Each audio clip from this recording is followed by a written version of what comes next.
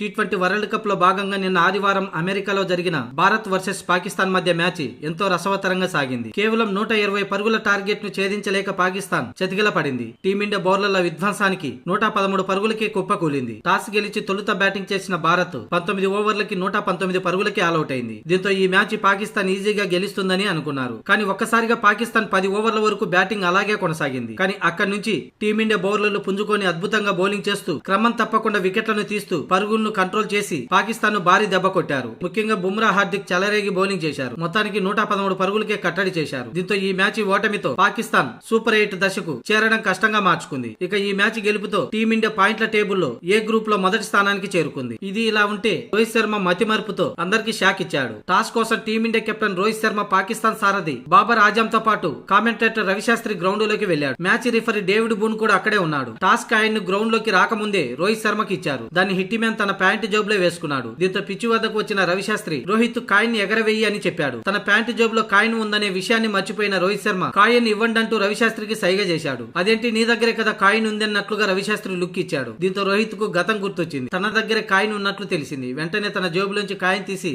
ఎగరేశాడు. ఇది చూసిన బాబర్ ఆజం నవ్వుకున్నాడు.